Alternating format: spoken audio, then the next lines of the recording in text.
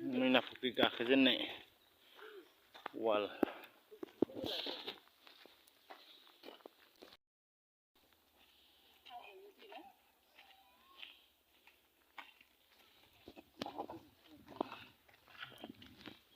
अयथासार गोजौखा मानखोदो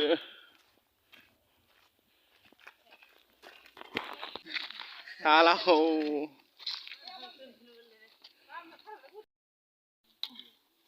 दे फैद' हाला थाबायनोनो आइदि मार गोजौ नुखायो दासो फार्स्ट दंफां बारा नै लङाजों दै बोहैबोयो ओरै बायबाय दै मेंबाय नामा मेंबाय ओरैबादि गोजौ वाल गोजा जेरैबो ओरै हाग्राफोरखौ नुयोमोन वाल नै लङा फै रानि बेयाव एसे समान नै बेखैबो लामा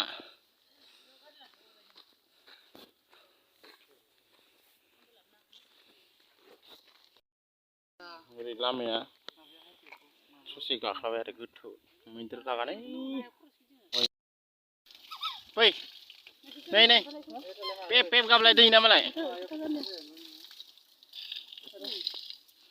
लेथ्रा दै इयो हाजोनिफ्राय गोजौनिफ्राय फैनाय आरो न' सिरि गाखोजेननाय मन्दिराव गाखोदों हमथा थाबाय दे नोंसा नोंसोरखौ ना मन्दिर मोनसिगोन नोंसोरनि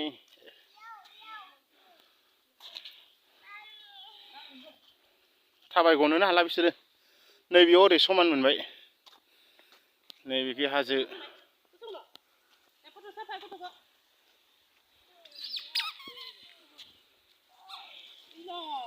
नानै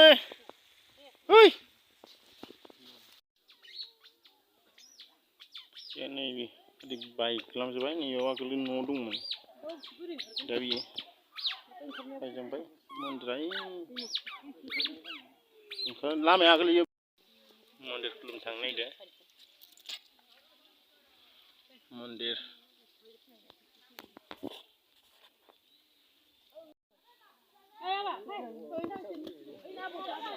नै नै नै बा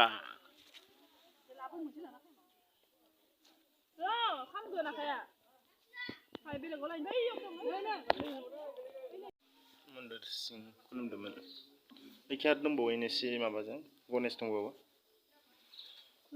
खुलुमलांसै ओरै ओंखारलांनानै ओरै हाजो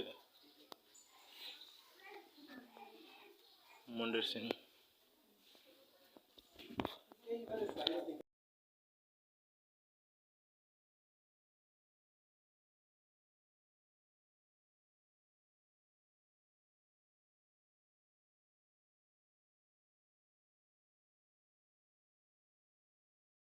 जों ओंखारबोबाय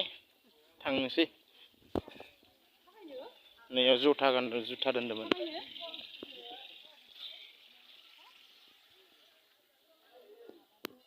जुथा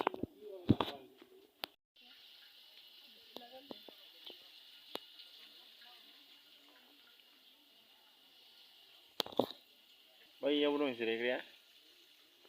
नैबेयाव आथिं सुनांगौ आथिं सुनानै मन्दिराव थांनो हायो आरो खुलुमनो हायो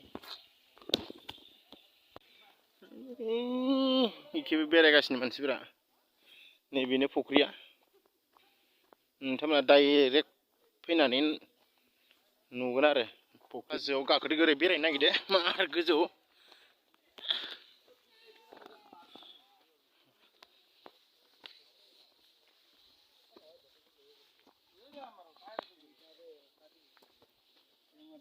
दन्दर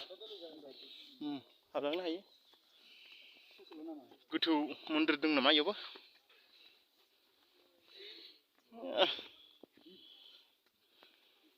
बेरायनो मोजां